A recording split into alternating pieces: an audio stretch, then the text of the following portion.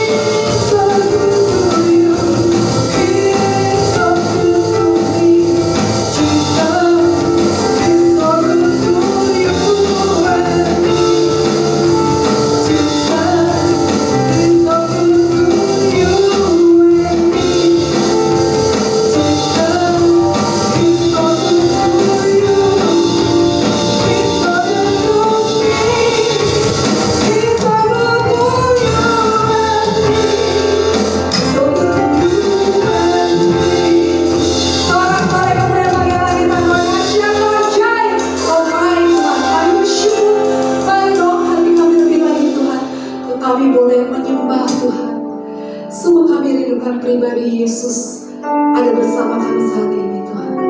Kami Kami rindu kuasa-Mu dinyatakan lebih lagi saat ini.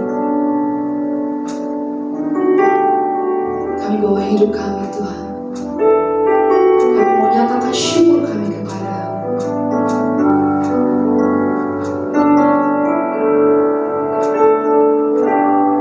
Betapa besar kasih anugerah-Mu,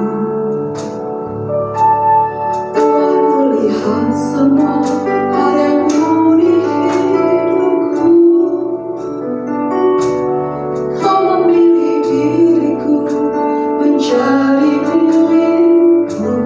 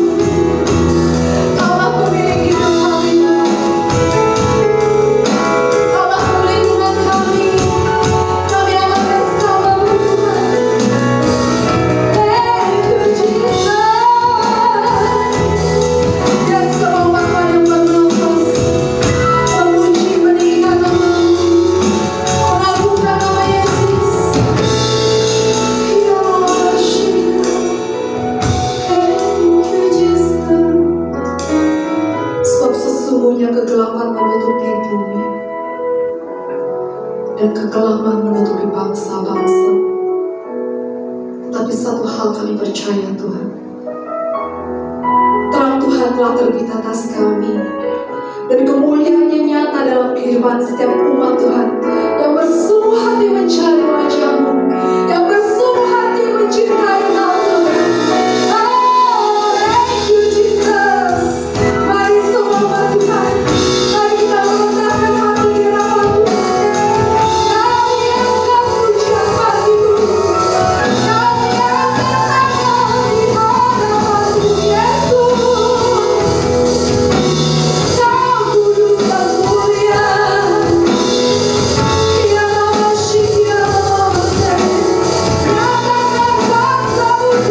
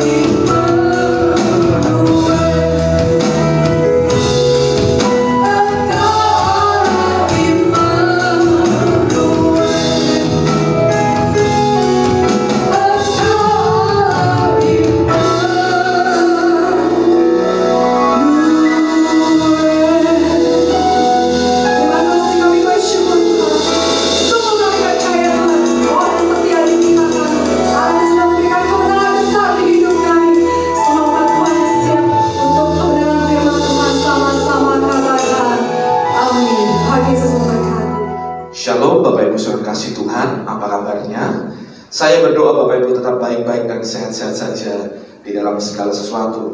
Mari sebelum kita merenungkan firman Tuhan, saya mengajak Bapak Ibu dimanapun Anda berada, mari kita sama-sama berdoa. Tuhan, kami mengucap syukur, kami minta roh hikmat, wahyu, pengertian turun atas kami, membuka mata dan telinga rohani kami, sehingga kami mengerti apa yang jadi pesan Tuhan buat setiap kami. Tuhan, dengan cara yang sederhana kami tangkap firman-Mu, dan kami boleh lakukan firman-Mu dalam hidup kami. Hidup kami diubahkan, hidup kami ada dalam janji-Mu, hidup kami ada dalam kebenaran-Mu Tuhan. Demi nama Yesus kami berdoa dan mengucap syukur. Haleluya, amin. Saudara kasih Tuhan, melihat apa yang terjadi hari-hari ini, saudara, dengan berkembang wabah virus corona ini, saudara, saya mau mengajak kita untuk merenungkan dan kita tinggal di dalam anugerah Tuhan. Nah, hari ini firman Tuhan saya beri tema judul yaitu Divine Health, yaitu kesehatan ilahi. Saudara, kesehatan ilahi lebih penting daripada kesembuhan ilahi. Kenapa? Karena waktu kita tinggal dalam kesehatan ilahi, kita nggak lagi butuh yang namanya kesembuhan. Kenapa? Karena Tuhan membuat hidup kita terus sehat dan mengalami semua yang baik daripada Tuhan. Pertanyaannya, apakah kesehatan ilahi itu ada? Ya, ada. Dan kita bisa melihat bagaimana ketika umat Israel keluar dari tanah Mesir, selama 40 tahun mereka ada di padang gurun, mereka tidak ada satupun yang sakit, saudara. Ini bicara apa? Kalau kita tinggal dalam yang namanya kesehatan ilahi, Tuhan mau kita mengalami semua yang terbaik di dalam Dia, termasuk hal kesehatan, termasuk yang namanya organ-organ tubuh. Saya berdoa biarkan semuanya baik dan sehat di dalam anugerah Tuhan. Nah saudara, divine health adalah bicara tentang kita itu mengalami kepenuhan di dalam janji Tuhan. Banyak orang berkata, apakah itu mungkin? Ya, saya berkata, mungkin. Saudara mau jaga kesehatan seperti apapun, mungkin hanya memberi dampak berapa persen. Tetapi kalau saudara percaya dan tinggal di dalam yang namanya divine health, kesehatan ilahi, Tuhan itu memelihara kita itu sepenuhnya, seutuhnya. Dan Tuhan mau kita mengalami janji itu. Pada hari-hari seperti ini tidak ada satupun yang bisa diandalkan. Andalan kita hanya satu, yaitu nama Yesus Tuhan. Katakan amin. Hanya nama Yesus yang menjadi pusat dari segala sesuatunya. Saudara, jangan mau diombak-ambingkan oleh apapun. Tinggallah di dalam kesehatan ilahi, dan kau akan mengalami yang namanya kepenuhan janji Tuhan di dalam kesehatan secara utuh di dalam hidup Bapak Ibu. Saudara, kita akan buka firman Tuhan di dalam Keluaran 15 ayat yang ke-22 sampai 27. Musa menyuruh orang Israel berangkat dari Laut Teberau. Lalu mereka pergi ke padang gurun Syur. 3 hari lamanya mereka berjalan di padang gurun itu dengan tidak mendapat air. Sampailah mereka ke Mara, tetapi mereka tidak dapat meminum air yang di Mara itu, karena pahit rasanya. Itulah sebabnya dinamai orang tempat itu Mara. Lalu bersungut-sungutlah bangsa itu kepada Musa. Kata mereka, apakah yang akan kami minum? Musa berseru-seru kepada Tuhan, dan Tuhan menunjukkan kepadanya sepotong kayu. Musa melemparkan kayu itu ke dalam air, lalu air itu menjadi manis. Di sanalah diberikan Tuhan ketetapan-ketetapan dan peraturan-peraturan kepada mereka. Dan di sanalah Tuhan mencoba mereka. Firman-Nya, jika kamu sungguh-sungguh mendengarkan suara Tuhan Allahmu dan melakukan apa yang benar di matanya, dan memasang telingamu kepada perintah-perintahnya, dan tetap mengikuti segala ketetapannya, maka aku tidak akan menimpakan kepadamu penyakit manapun. Katakan amin. Yang telah kutimpakan kepada orang Mesir, sebab akulah Tuhanlah yang menyembuhkan engkau. Sesudah itu sampailah mereka di Elim. Di sana ada 12 mata air, dan 70 pohon korma. Lalu berkemahlah mereka di sana di tepi air itu. Saudara, kalau kita melihat dari ayat itu, saudara, ada satu cerita kisah yang diceritakan, yaitu ketika bangsa Israel sampai ke tempat yang disebut dengan Mara. Saudara, diceritakan 3 hari lamanya mereka di padang gurun itu, mereka haus, saudara, tidak menemukan air. Kalau saya boleh tanya kepada saudara, kalau saudara di rumah saudara airnya mati dalam 1 hari, saya yakin kita semua juga akan bingung, saudara. Dan yang dialami oleh bangsa Israel 3 hari, mereka tidak ketemu air. Mereka tidak mendapatkan air. Sampai akhirnya mereka sampai di Mara. Ada air, tapi airnya tidak memberikan sebuah kesegaran. Karena di Mara airnya pahit. Perhatikan, saudara. Mara artinya itu bitterness, saudara, kepahitan. Untuk kita mengalami yang namanya hidup di dalam kesehatan ilahi, maka yang perlu kita sadari adalah jangan sampai ada marah-marah di dalam hidup kita. Maksudnya apa? Saudara, kita perlu memperhatikan hidup kita. Hidup kita harus ada dalam sebuah kemerdekaan yang utuh di dalam Dia. Jangan izinkan ada kepahitan, ada dendam, ada marah yang bertahun-tahun, ada yang namanya benci yang bertahun-tahun. Saudara, kalau ada marah, maka itu yang akan membuat banyak hal di sekeliling kita, bahkan membuat apa yang ada di dalam hidupmu menjadi pahit. Kenapa bangsa Israel diizinkan untuk mereka mengalami marah? Supaya mereka belajar bahwa ketika mereka masih ada dalam yang namanya kepahitan, keadaan yang mereka sungut-sungutkan, mereka tetap tidak akan bisa melihat bahwa Tuhan turut bekerja di dalam hidup mereka. Saudara, untuk kita mengalami yang namanya kesehatan ilahi, mari saya mengajak kita untuk kita cek hidup kita. Masih adakah dalam hidup kita ada sebuah tekanan dendam? Masih adakah tuntutan untuk membenci orang? Masih adakah yang namanya kemarahan yang bertahun-tahun yang kita simpan? Saudara, dengarkan baik-baik. Saya sering mendoakan orang di rumah sakit. Saya sering kunjungan kepada orang sakit. Rata-rata hampir sebagian besar orang yang memiliki penyakit dan mereka tidak tinggal dalam kesehatan ilahi, rata-rata mereka adalah orang yang memiliki kepahitan dalam hidupnya. Saudara bisa cek dalam hidup saudara.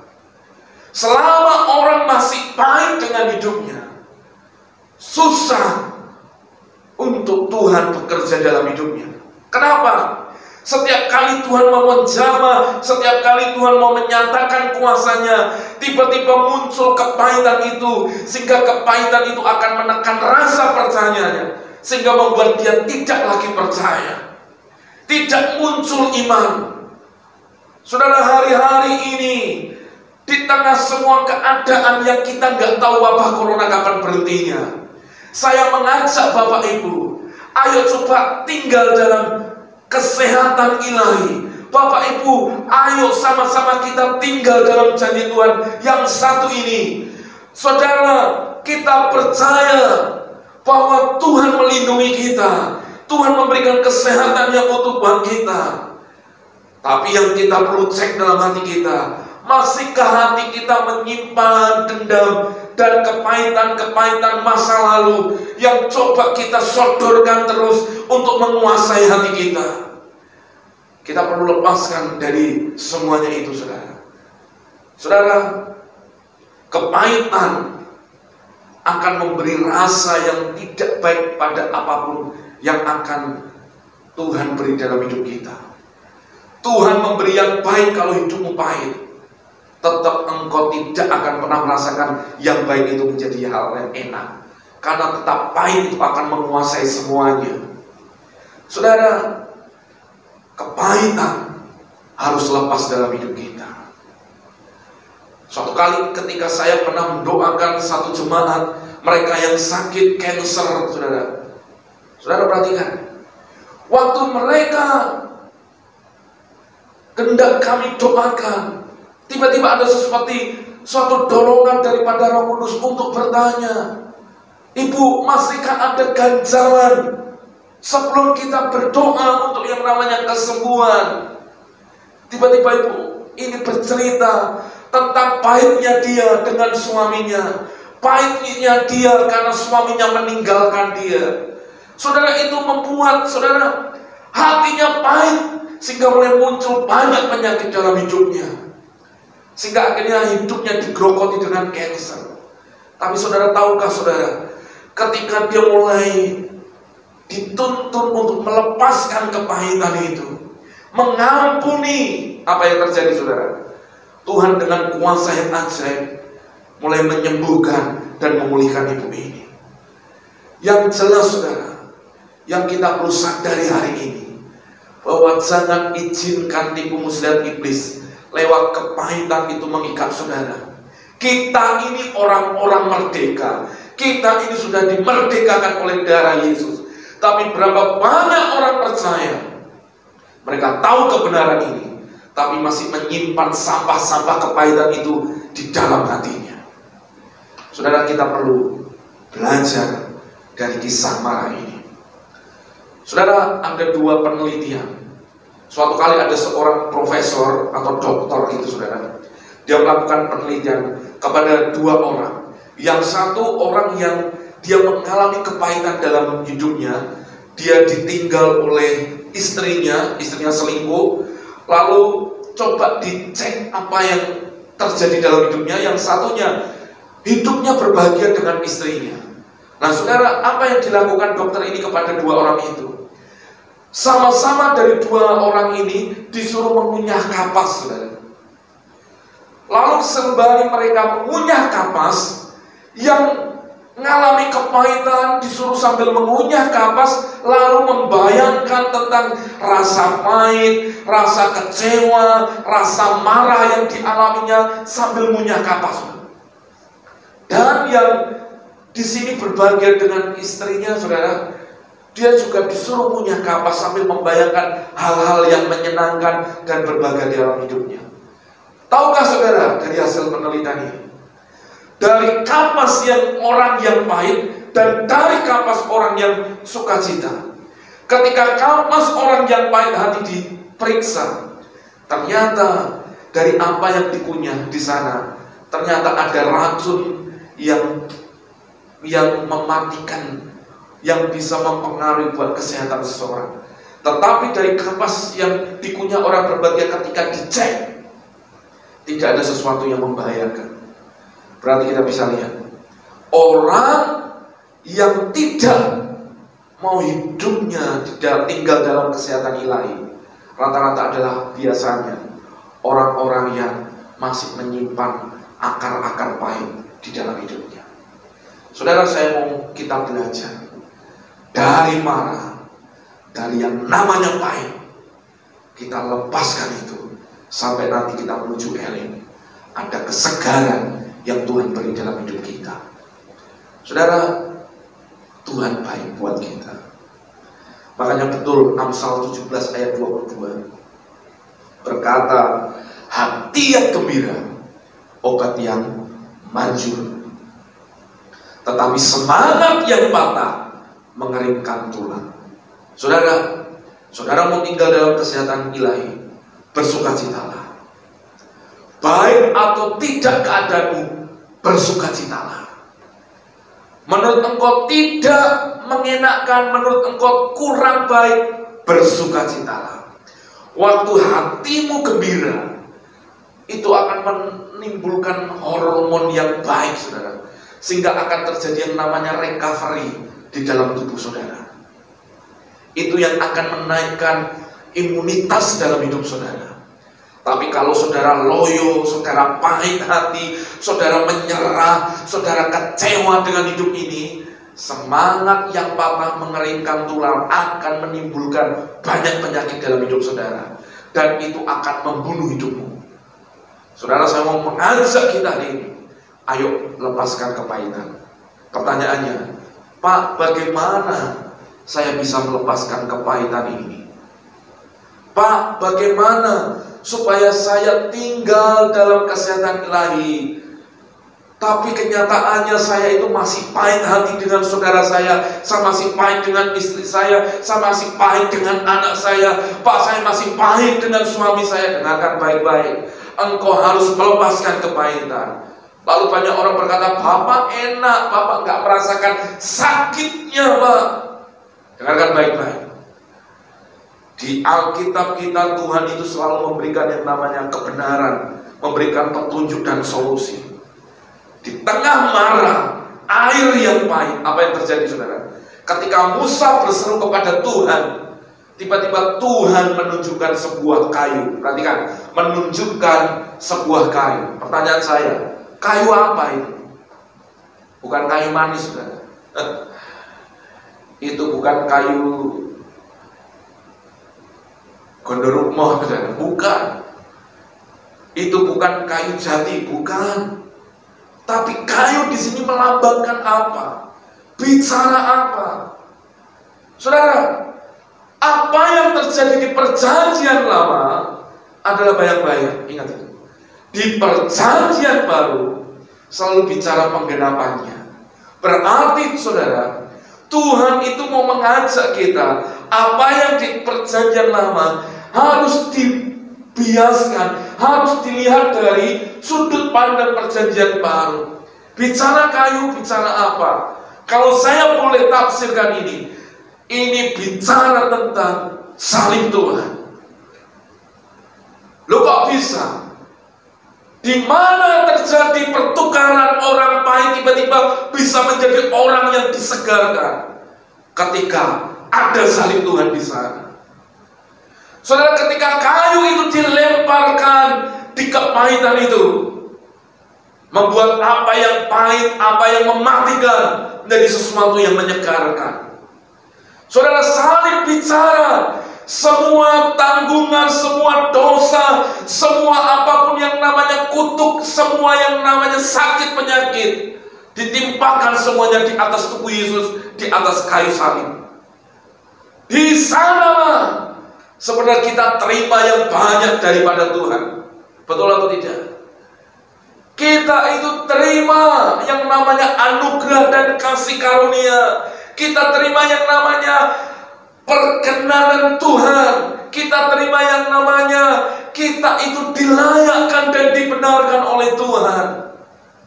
Pertanyaannya, bagaimana orang yang pahit harus mengampuni? Firman Tuhan berkata, orang yang banyak menerima kasih karunia akan juga mengalirkan kasih karunia. Orang yang menyadari terima pengampunan akan juga memberi pengampunan. Jadi pertanyaannya, mungkin tidak orang yang baik hati akan mengampuni? Pasti bisa. Waktu engkau lihat salib itu ada dalam hidupmu. Salib itu bicara pertukaran, saudara. Salib itu yang memampukan engkau untuk kau melepaskan yang pahit dalam hidupmu. Waktu kau lihat, aku berdosa, aku yang jahat, Tuhan gantikan di atas kayu salib. Kalau kita bicara utang, mungkin setiap kita punya utang dosa yang bermiliar-miliar, saudara, bahkan triliun. Anggap aja kita utang sama Tuhan itu, anggap aja 1 miliar. Di atas kayu salib itu Tuhan berkata, nah, aku hapuskan utangmu, sekarang engkau bebas dari utang. Harusnya cenglinya, saudara, waktu ada saudara kita yang utang sama kita hanya 10.000, untuk yang 1 M kita terima, aku diampuni, aku dilepaskan. Harusnya yang utang 10.000, engkau akan dengan mudah bisa berkata, aku juga lepaskan utang. Masalahnya di mana? Masalahnya, apakah saudara mau melepaskan itu atau tidak? Injil kasih karunia selalu berkata, Tuhan mengasihi kau, Tuhan memberi kesehatan ilahi, dan semuanya harus diterima dengan iman. Iman itu seperti tangan yang menggapai apa yang Tuhan sediakan. Misalnya, hari ini saya punya uang di tangan saya 50.000. Bagaimana cara saudara ngambil uang 50.000? Saudara nggak bisa dapatkan ketika hanya saudara duduk lalu nunggu uang ini tiba-tiba nyampe ke saudara. Iman itu seperti tangan yang membuat Anda bergerak. Anda bergerak maju, lalu Anda ambil itu. Itulah iman. Tuhan sediakan yang namanya kesehatan ilahi. Dimulai dari hal yang sederhana. Lepaskan kepahitan. Ampuni orang-orang yang bersalah. Yesus mengajarkan kita, sebelum dia menyerahkan nyawanya, dia berkata, Tuhan ampunilah mereka, sebab mereka tidak tahu apa yang mereka perbuat. Saudara, pada dasarnya kita ini dimampukan Tuhan untuk mengampuni orang lain. Tapi seringkali hati kita itu yang menutup dengan ketidakmauan kita untuk kita mengampuni. Hari ini, dimanapun Anda berada, kalau kau merasa, Pak, saya sakit-sakitan hari ini, Pak, saya mengalami banyak pergumulan dengan masalah kesehatan, coba cek. Jangan-jangan kau masih orang yang menyimpan kepahitan dalam hidupmu. Engkau masih menyimpan dendam dalam hidupmu. Engkau masih menyimpan benci dan marah yang bertahun-tahun dalam hidupmu. Saudara, dalam kasih Tuhan, lepaskan itu. Lepaskan itu. Caranya gimana? Ayo dengan kasih Tuhan, lihat salib. Salib itu memampukan kita terjadi pertukaran. Salib juga yang membuat hidupmu disegarkan. Engkau bisa memandang orang lain, berhak juga terima pengampunan. Ampuni dia. Menantumu kah, mertuamu kah, suamimu kah, istrimu kah, anak-anakmu kah, saudara kandungmu kah, keluarga kiri kananmu kah yang mengkhianati kau, dengarkan. Orang bisa melakukan apa saja untuk menjahati hatimu, untuk melakukan yang jahat dalam hidupmu. Tapi dengar, hati kita yang memberi respon, apakah kamu sakit hati atau engkau tetap bisa melihat Tuhan baik dalam hidupmu. Sewaktu engkau berkata, aku mau mengampuni dia Tuhan, aku mau melepaskan pengampunan buat dia. Saudara dengar, kuasa Tuhan itu turun, akan membebaskan dirimu. Saya percaya akan membuat hatimu gembira, akan apa yang mengikat dalam hidupmu dilepaskan. Disitulah sebenarnya saudara sedang masuk di dalam yang namanya kesembuhan dan kesehatan ilahi di dalam hidupmu. Katakan amin. Coba renungkan ini, saudara. Hal yang sederhana. Coba pandang salib. Selalu apapun saudara dalam hidup saudara, engkau harus melihatnya dari salib sebagai sentral dalam hidupmu. Semua pelanggaran, semua kutuk kita ada di atas kayu salib. Berarti hal yang sama. Terlalu bisa sebenarnya dengan kekuatan yang ilahi untuk kita mengampuni orang yang bersalah kepada kita. Yang kedua, saudara, bagaimana supaya saudara bisa tinggal di dalam yang namanya kesehatan ilahi? Ayat itu berlanjut, maka bersungut-sungutlah mereka. Saudara, kata sungut-sungut saudara nanti coba lihat di Alkitab saudara. Terlalu sering bangsa Israel menjadi sebuah gambaran, sebuah bangsa yang selalu mengomel dan menyalahkan Tuhan. Kalau tidak menyalahkan Tuhan, mereka akan menyalahkan pemimpinnya. Kalau tidak menyalahkan pemimpinnya, dia akan menyalahkan sekelilingnya dan keadaannya. Saudara, engkau mau tinggal dalam kesehatan ilahi, jagalah lidahmu dari perkataan yang tidak baik. Saudara, lihatlah. Semua orang yang khawatir, bersungut-sungut, lalu mengucapkan sumpah serapah, mengucapkan hal-hal yang negatif, percayalah, engkau sedang memungkiri kekuatanmu, dan engkau tidak tinggal dalam janji yang Tuhan siapkan buat hidupmu. Engkau ingin mengalami kesehatan ilahi, tinggallah di dalam kebenaran untuk benar berkata-kata. Perhatikan, hidup dan mati dikuasai lidah. Siapa suka menggemakannya akan memakan buahnya. Artinya apa? Waktu perkataanmu benar, engkau sedang tinggal di dalam perkataan yang benar itu.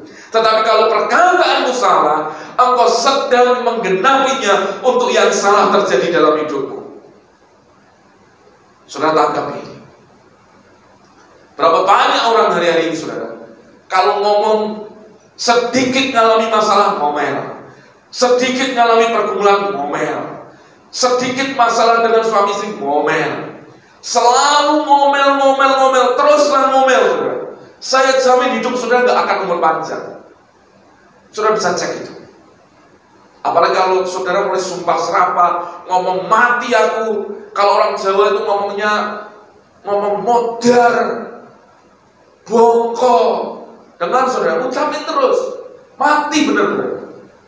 Saya mau ngajak saudara untuk tinggal dalam kesehatan ilahi. Berapa banyak orang saudara, dia tahu janji Tuhannya dan amin, tapi selalu mengucapkan yang salah dalam perkataannya. Sungut-sungut ini menjadi masalah buat orang Israel. Dan saya berdoa, kita menjadi orang yang percaya, hatimu percaya, perkataanmu mengatakannya. Apa yang terjadi dalam hidupmu, itulah yang sering Anda perkatakan. Kalau engkau berkata, aku tinggal dalam kesehatan ilahi, aku sehat umur panjang, dengarkan baik-baik, itu juga yang akan terjadi di dalam hidupmu. Ada satu hamba Tuhan, saudara, saya pernah dengar sebuah kisahnya yang namanya Kenneth Hagin. Dia didiagnosa semenjak masa kecilnya ada banyak penyakit, ada banyak kerusakan organ dalam hidupnya. Tapi sampai suatu kali ketika ada orang yang membawa berita Injil kebenaran Tuhan, kabar baik kepada dia, membuat hati Kenneth Hagin ini percaya kepada Yesus. Sampai suatu kali ketika waktunya memang keadaannya tidak semakin baik, Kenneth Hagin hatinya dijamah untuk dia terus membaca firman Tuhan, sampai suatu kali, saudara, apa yang terjadi, saudara? Muncul iman dari apa yang dia baca. Dia berdiri di atas kebenaran Tuhan, firman Tuhan, dan berkata, hanya firman-Mu yang bisa menjamin aku untuk mengalami yang namanya kesehatan ilahi. Sampai akhirnya di dalam bukunya dicatat bahwa sampai waktunya meninggal, bahkan Kenneth Hagin pun tidak pernah merasakan dalam tanda kutip sakit kepala. Ini bicara dia benar-benar mengalami yang namanya kehidupan di dalam kesehatan ilahi. Saya bukan mau melebih-lebihkan atau mau berkata yang seperti apa, tapi orang yang benar dalam perkataannya, orang itu akan mengalami apa yang dikatakannya. Saudara, hidup kita ada juga dalam perkataan. Di tahun ini disebut tahun 5780, yang disebut dengan tahun P. P digambarkan dengan yang namanya mulut. Dalam perkalenderan Yahudi, saudara, kita diajar untuk apa? Belajar untuk memperhatikan apa yang keluar dari mulut kita. Buang kebiasaan bersungut-sungut. Patahkan setiap perkataan-perkataan yang salah yang sering keluar dari mulut kita. Yang suka ngomong kotor, ngomong jorok. Buang itu, saudara. Pakai perkataanmu untuk mendeklarasikan firman Tuhan. Maka apa yang kau percayai, itu yang jadi di dalam hidup. Amin. Saudara, yang pertama untuk kau tinggal dalam kesehatan ilahi, engkau harus lepaskan yang namanya kepahitan. Dengan seperti apa? Izinkan salib itu menyadarkan kita. Orang yang terima banyak pengampunan akan sangat mudah juga untuk terima yang mengampuni orang lain. Yang kedua, pakai perkataan yang baik untuk engkau tidak bersungut-sungut. tapi untuk mengucap syukur di dalam segala sesuatu. Yang ketiga, saudara, ada yang namanya Elim. Di ayat 27, saudara, sesudah itu sampailah mereka di Elim. Di sana ada 12 mata air dan 70 pohon korma. Lalu berkemahlah mereka di sana di tepi air itu. Perhatikan, saudara, di Elim ada yang namanya 12 mata air dan 70 pohon korma. Perhatikan, selalu saya berkata, perjanjian lama itu bayang-bayang, perjanjian baru itu penggenapannya. Saudara lihat dalam bingkai ini, ada 12, ada 70. Ini bicara apa?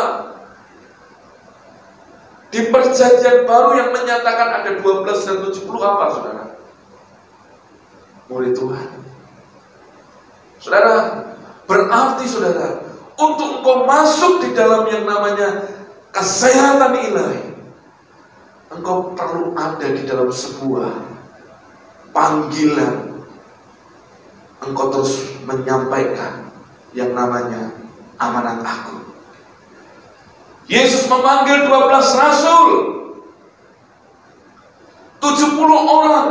Mereka diutus untuk apa? Menyampaikan kabar baik, menyembuhkan yang sakit, menyampaikan bahwa kerajaan Allah sudah datang.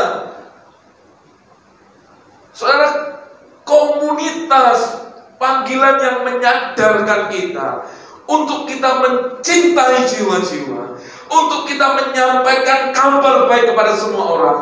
Itu yang akan membuat ada sepertinya perlindungan, ada yang namanya perlengkapan ilahi yang Tuhan bawa kita untuk kita terus mengalami yang namanya kesehatan. Kenapa? Karena engkau sedang ada dalam panggilan, engkau bekerja di dalam panggilannya Tuhan untuk menyampaikan amanat aku.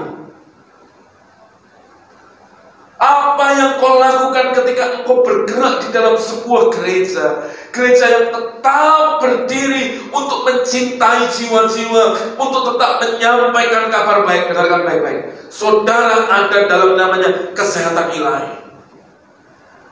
Makanya firman Tuhan berkata, engkau akan menginjak ular dan kalajengking, engkau akan minum racun dan tidak apa-apa. Itu dalam rangka apa? Ketika mereka hidup di dalam panggilan Tuhan, yaitu mereka memberitakan kabar baik, berita Injil kasih karunia, Injil kebenaran Tuhan disampaikan kepada banyak orang, sehingga orang harus dengar berita bahwa Yesus adalah Tuhan. Saudara, engkau ingin tinggal dalam kesehatan ilahi, mari bawa hidupmu untuk engkau terus menjangkau jiwa-jiwa, menceritakan kabar baik. Kita dipanggil bukan hanya untuk kumpul-kumpul. Bahkan hari ini dalam ibadah live streaming ini, saudara, mana ada bahkan gereja mulai membatasi karena adanya social distancing, dibatasi orang untuk kumpul-kumpul. Dan panggilan gereja bukan untuk kumpul-kumpul, bukan untuk kayak orang arisan, tapi panggilan gereja ketika mereka menyampaikan kabar baik kepada yang tertawan, tertindas, menyembuhkan, melepaskan mereka dari yang terikat oleh roh jahat. Selama itu yang menjadi misi saudara, selama itu yang menjadi bagian yang saudara kerjakan, dengarkan baik-baik, percayalah ada kesehatan ilahi yang Tuhan sokong dalam hidupmu. Tuhan menyokong hidupmu, Tuhan memberkati hidupmu.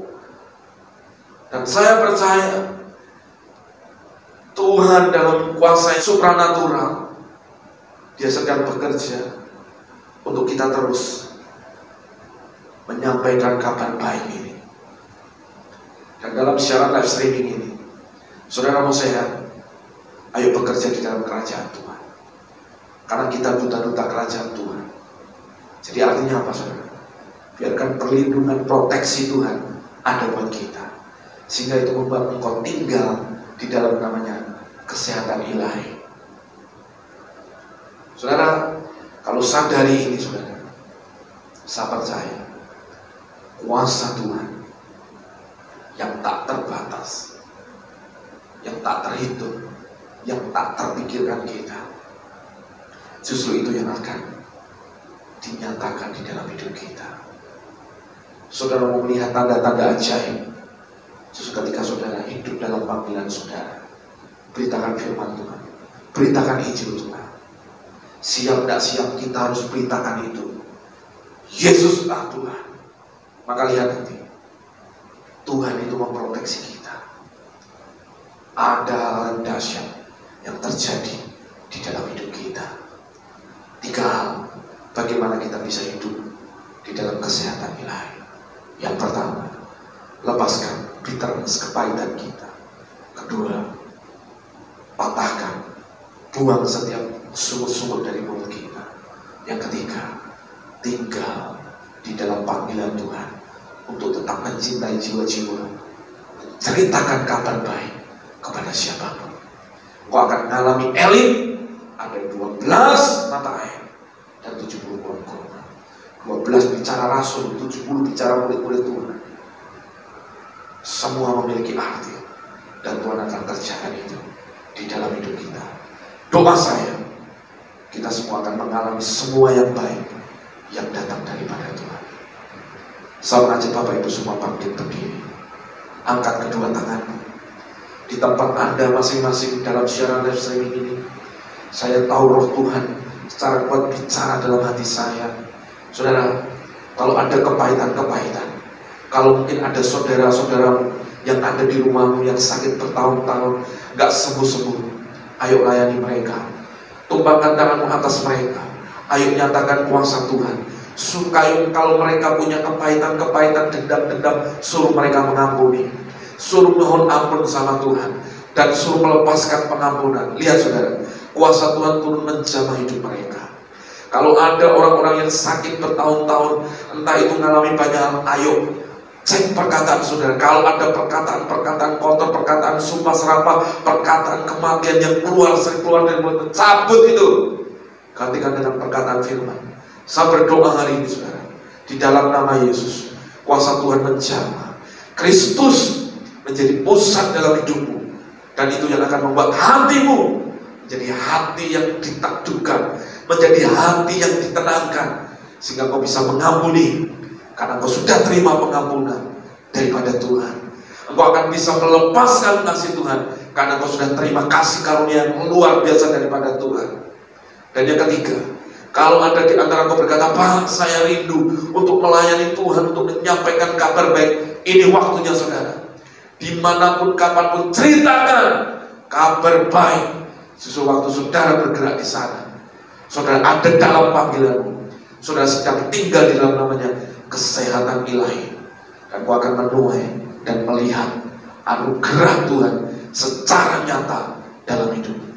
Hamba berdoa Tuhan di dalam nama Yesus, buat setiap tangan, setiap apapun yang menyaksikan siaran ini, hamba berdoa turun pengurapan Tuhan, horalapaka shekatakarana, turun di dalam nama Yesus, pengurapan kuasa Tuhan, memampukan mereka untuk mereka melihat bahwa Kristus karyanya sempurna dalam hidup mereka. Di dalam nama Yesus, yang sakit Tuhan sembuhkan, yang susah, yang bingung Tuhan berikan jawaban dan pertolongan, yang mati imannya Tuhan bangkitkan di dalam nama Yesus. Terima kasih Tuhan, demi nama Yesus kami berdoa, kami mengucap syukur, haleluya, shalom, amin. Saudara kasih Tuhan, saya mengajak Bapak Ibu untuk bersama-sama untuk kita melakukan sakramen perjamuan kudus.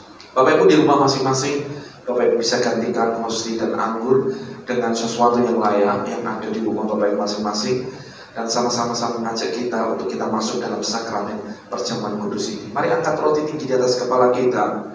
Firman Tuhan berkata pada malam sebelum ia diserahkan, ia mengambil roti, mengucap berkat dan berkata, inilah tubuhku yang terpecah-pecah bagi kamu, ambillah makanlah, sebab setiap kali kau memakannya kau mengingat dan memberitakan kematian Tuhan sampai Yesus datang yang kedua kali. Saudara kasih Tuhan, bukankah roti yang atasnya kita ucapkan syukur adalah persekutuan dengan tubuh Kristus? Engkau yang percaya, mari makan di dalam nama Yesus.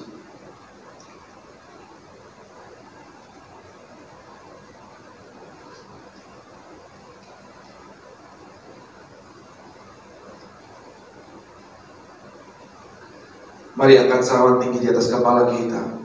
Sudah itu ia mengambil cawan dan berkata, cawan ya cawan perjanjian baru. yang dimeteraikan oleh darah Yesus. Ambillah, minumlah, sebab setiap kali kau meminumnya, engkau mengingat dan memberitakan kematian Tuhan sampai Tuhan Yesus datang kedua kali. Saudara kasih Tuhan, bukankah cawan yang kita terima adalah cawan berkat? Cawan kutuk sudah diminum Yesus. Semua sakit penyakit kita sudah ditimpakan atas tubuh Yesus. Yang kita terima hari ini adalah kesembuhan dan kesehatan ilahi. Saudara kasih Tuhan, bukankah cawan yang atasnya kita ucapkan syukur adalah persekutuan dengan darah Yesus? Mari kau yang percaya makan minum di dalam nama Yesus. Haleluya, kami bersyukur, kami sadar tubuh dan darah Tuhan jauh lebih berkuasa dari setiap plasma darah apapun. Karena darah Yesus adalah darah yang memberi kesembuhan. Oleh bilur-bilurnya kami sudah sembuh. Tak lupa kami juga berdoa untuk bangsa dan negara kami. Tuhan, dalam masa-masa pandemi COVID-19 ini Tuhan, kami berdoa, kami mohon Tuhan, ampuni bangsa kami. Tuhan, biarkan dalam kedaulatan-Mu Tuhan, Engkau yang bisa menghentikan semua pandemi ini berhenti total ya Tuhan. Kami berdoa di dalam nama Yesus. Kalau kami boleh memohon dengan semua umat Tuhan, kami berdoa mari nyatakan kuasa-Mu, kedaulatan-Mu ya Tuhan. Supaya setiap Tuhan, setiap penyebaran pandemi ini Tuhan semua boleh berhenti ya Tuhan. Di dalam nama Yesus. Hamba juga berdoa pada sektor usaha perekonomian Tuhan, biar tidak terjadi yang namanya Tuhan kebangkrutan, bahkan sampai terjadi kerusuhan. Kami tolak itu di dalam nama Yesus. Kami berdoa dari Sabang sampai Merauke, dari setiap pulau-pulau, suku, kaum, dan bahasa. Kami dapat menahan diri kami. Kami menyadari Tuhan, tidak ada lagi seorang provokator atau apapun yang Tuhan mencoba untuk membuat chaos Tuhan. Kami berdoa di dalam nama Yesus. Damailah negeriku, damailah Indonesia, damailah Indonesia. Kami berdoa buat pemimpin-pemimpin kami ya Tuhan. Biarkan Tuhan Engkau yang memberi kebijakan buat mereka, kebijakan yang terbaik yang datang daripada Tuhan, bukan dari hikmat manusia, tapi yang datang daripada hikmat Tuhan. Kami berdoa di dalam nama Yesus. Tuhan, Engkau yang memberkati semua orang yang sakit, semakin mereka akan dipulihkan, disembuhkan. Akan kami berdoa ditemukan semua vaksin, obat apapun Tuhan di dalam nama Yesus. Kami percaya dan kami bersyafaat ya Tuhan. Shalom Indonesia, shalom kota kami Surabaya, shalom Jawa Timur. Terima kasih ya Tuhan. Demi nama Yesus kami berdoa, kami mengucap syukur. Haleluya. Amin.